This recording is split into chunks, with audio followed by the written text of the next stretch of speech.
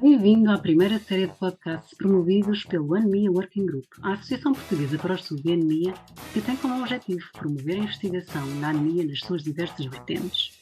Neste contexto, promovemos uma série de podcasts que pretendem ser um espaço de atualização com caráter informal e didático.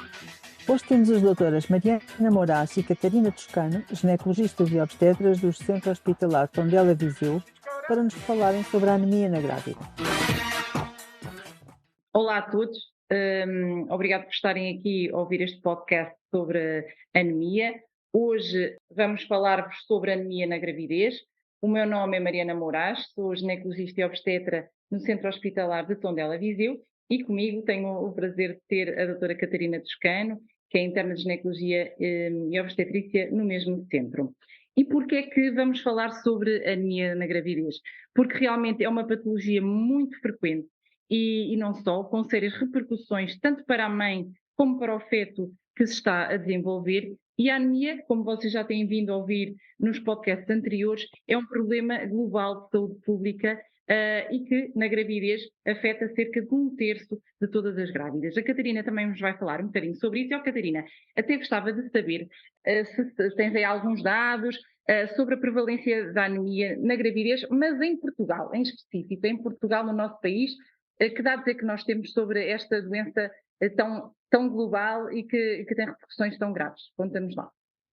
Olá Mariana, antes de mais obrigada pelo convite para estar aqui para falar sobre esta patologia que é tão comum no nosso dia-a-dia, não é? Na nossa prática clínica. Efetivamente, existem alguns estudos portugueses que falam da prevalência da anemia na grávida, os mais recentes falam que será de cerca de 38%, e que efetivamente esta anemia é tendencialmente uma anemia por déficit de ferro e nesta situação chega a ser superior a 95% de prevalência, portanto acaba por ser bastante prevalente a anemia na gravidez, pelo menos são os estudos mais recentes que tivemos acesso. Portanto, só aqui 1/3 das grávidas têm anemia e o que estás a dizer é que a grande maioria é por deficiência de ferro. É por deficiência de ferro, sim. Exatamente. E que se nós formos tentar perceber de quais de todas as grávidas têm deficiência de ferro, e aqui podemos até ainda não ter anemia, porque a deficiência de ferro é um espectro em que começa com a diminuição das reservas de ferro e depois chega ao estado final que é a anemia, e estás-me a dizer que mais de 90% das grávidas têm deficiência de ferro. Sim, há estudos mesmo que falam de cerca de 95%. Pois é imenso, que a grande maioria das pessoas até não conhece estes números tão importantes. E estes dados, mais uma vez, são portugueses. E, Catarina, como é que nós podemos definir a anemia na gravidez? É igual à população em geral ou temos outros valores? Os cut-offs, ou seja, os limites que nós usamos para fazer a definição da anemia da gravidez são ligeiramente diferentes. Continuamos a usar o valor da hemoglobina, como na população em geral, mas neste caso o que consideramos é uma hemoglobina inferior a 11 ou um hematócrito, não é? Outro dos valores associados quando fazemos o hemograma, inferior a 33%, se tivermos valores do primeiro e no terceiro trimestre da gravidez. Estes valores acabam por ser um bocadinho mais baixos, ou seja, uma hemoglobina inferior a 10,5 ou um hematócrito inferior a 32%, se tivermos análise do segundo trimestre. Não podemos também descurar que muitas das vezes é no puerpério que estas mulheres acabam por ter um diagnóstico de anemia, ou seja, até podem não ter tido um diagnóstico de anemia ao longo da gravidez, mas se tiverem uma hemoglobina inferior a 10, e essa hemoglobina for detectada no pós-parto, também deveremos considerar como uma situação de anemia nesta população. Ok.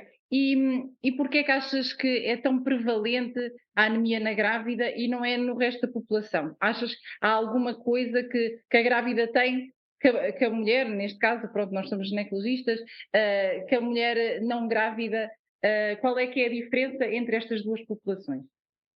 Muito é atribuído à parte da fisiologia, não é? Ou seja, na gravidez o que acontece é que há um grande aumento, por causa da gravidez em si, da massa dos eritrócitos e também do volume plasmático, não é? Está-se a formar um novo ser e esse aumento acaba por ser de cerca de 40% a 50% deste volume plasmático. Isto vai levar a que haja uma hemodiluição, ou seja, uma diluição da hemoglobina e uma diminuição fisiológica, tanto da hemoglobina como do hematócrito, e por isso é que são estes os valores que nós usamos para fazer a definição de anemia da gravidez. Para além disto, os vários estudos dizem-nos que ao longo da gravidez há um aumento progressivo das necessidades que o feto vai tendo de ferro, ou seja, do aporte de ferro que a mãe lhe vai fornecendo, principalmente durante o segundo e o terceiro trimestres, por causa do desenvolvimento fetoplacentar e tecidular materno.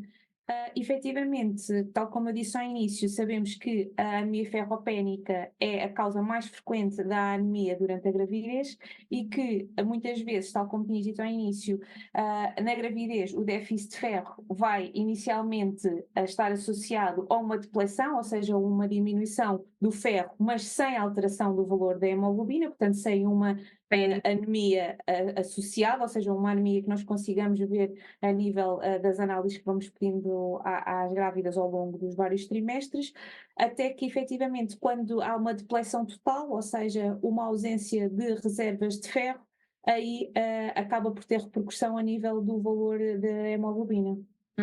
Então tu estás-me a dizer que uma mulher grávida, normal, fisiologicamente vai consumir ferro, ou seja, o normal é uma grávida precisar de ferro durante toda a gravidez porque realmente vai consumir tanto ela, mãe, como o seu Como bebê, feto, como a placenta exatamente. que está ali a desenvolver.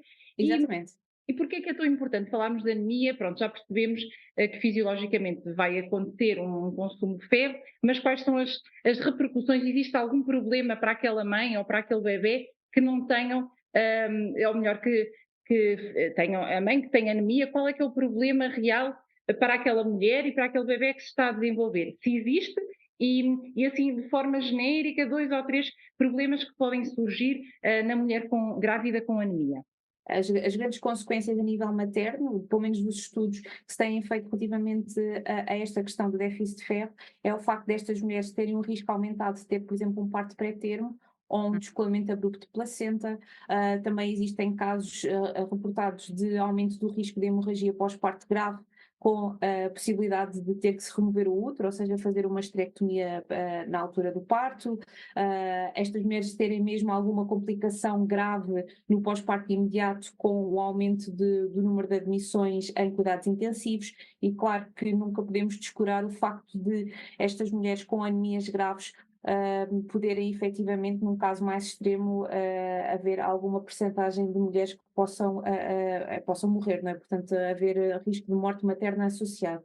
Para além disso, os riscos para o recém-nascido, o que está descrito é que estas mulheres cuja gravidez foi feita com um déficit de ferro acentuado, têm recém-nascidos com um maior risco de baixo peso ao nascimento, serem pequenos para a idade gestacional e terem um maior risco de prematuridade, ou seja, nascerem antes do que nós consideramos ser um parto de termo.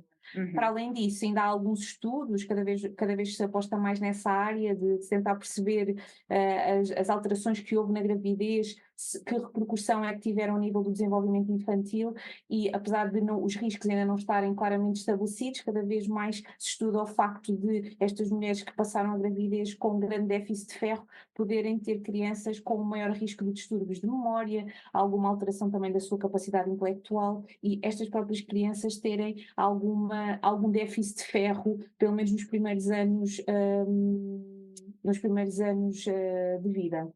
Então tu estás-me a dizer que o facto da mãe não ter ferro suficiente na gravidez, que é uma coisa tão prevalente, como nós vimos no início deste podcast, pode chegar a mais de 90% das grávidas terem déficit de ferro, pode vir a ter repercussões para o seu bebê, principalmente do ponto de vista neurológico. Portanto, exatamente. Estás-me a dizer que aqueles bebés podem não se desenvolver a parte do sistema nervoso central tão bem como uma mãe que tem os valores normais de hemoglobina. Isto é muito grave, porque, e tu também tens essa consciência, nós vemos muitas mulheres e às vezes perguntamos, então e a gravidez que eu estou bem? Sim, não teve nenhum problema não. E depois vamos ver as análises, mas a senhora tem anemia. Sabe que a anemia realmente, mas elas não têm essa consciência. E as mulheres hoje em dia acham que a anemia é uma coisa normal e que não tem repercussões nem para ela, nem para o bebê. Mas, e já agora só complementando aqui um bocadinho com o que tu disseste, as mulheres que têm déficit de ferro sentem-se mais cansadas, com perda de cabelo, têm menos capacidade de memória, estão mais irritadas. Isto muitas vezes é pela depleção de ferro.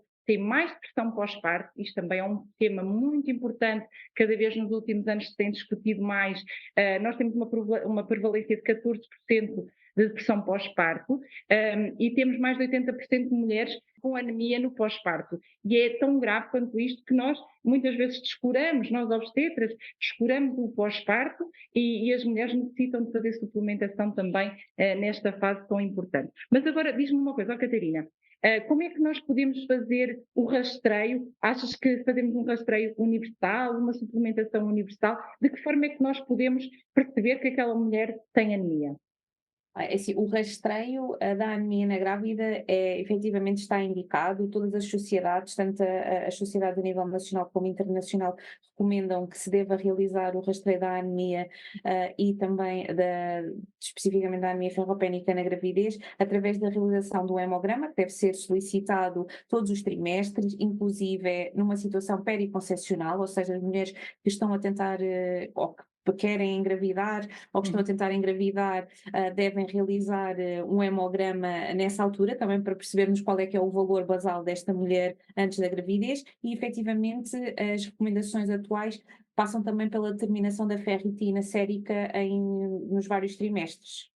Muito bem, e porque nós, mais uma vez, falando aqui da anemia no geral, não só na mulher grávida, nós sabemos que a mulher em idade reprodutiva também tem anemia e muitas vezes também é subvalorizada, subtratada e quando chegam a nós já grávidas, já trazem anemia, por isso é importante nós rastrearmos as mulheres que querem engravidar e eventualmente até suplementá-las. Como é que nós podemos fazer o tratamento de uma mulher que tem anemia? Assim só em termos genéricos. Como é que nós podemos ajudar estas mulheres a restaurarem, digamos assim, os seus níveis de ferro e a terem uns bebés saudáveis? Como é que nós podemos ajudá-las? Assim, a suplementação de forma universal, não existe efetivamente um consenso de que se deva fazer uma suplementação universal e sistemática da grávida com ferro.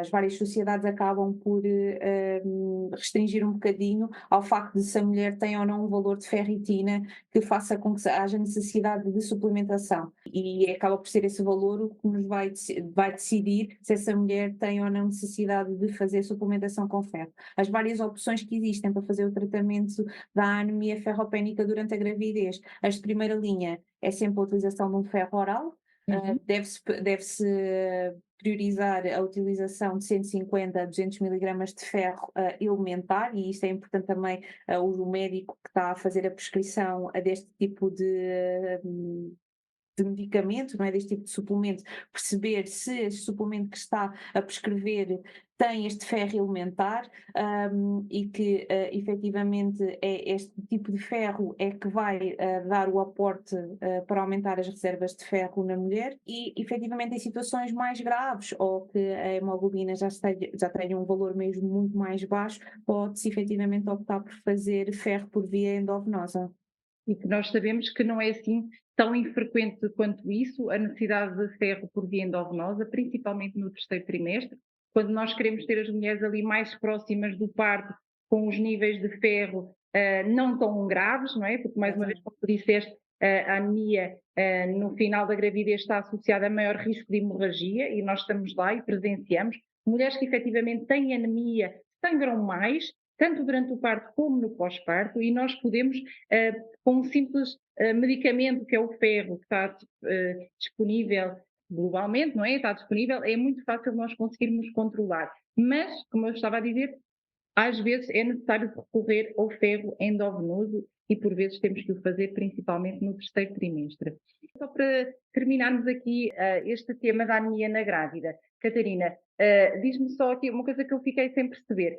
Nós devemos então fazer o rastreio universal, não é? Que são as recomendações da Sociedade Portuguesa de Obstetrícia e Medicina Materno-Fetal, com o doseamento do hemograma e da ferritina, idealmente na pré-conceição, se não conseguirmos no primeiro, no segundo e no terceiro trimestre, e suplementar de acordo com o resultado, e não de uma forma universal.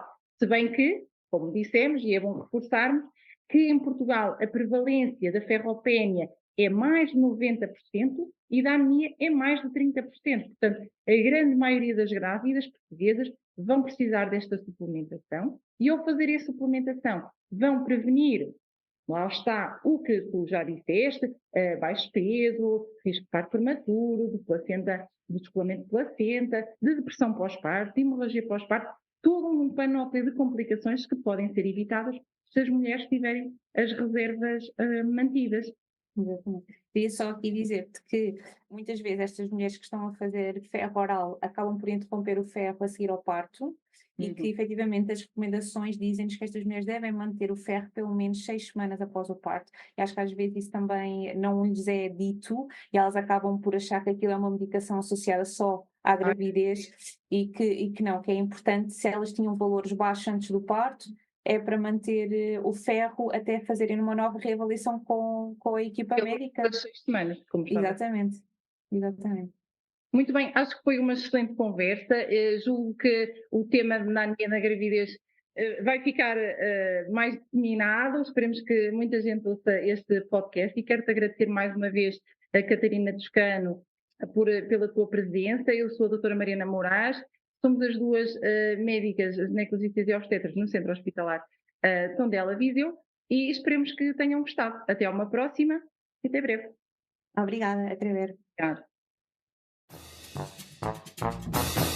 Esperamos que tenha gostado deste podcast que o Anemia Working Group preparou para si e assim o partilhe com colegas e amigos. Voltaremos em breve com mais um Anemia Podcast e gostaríamos de contar consigo desse lado. Fique atento, siga-nos no Facebook ou no LinkedIn. Até breve!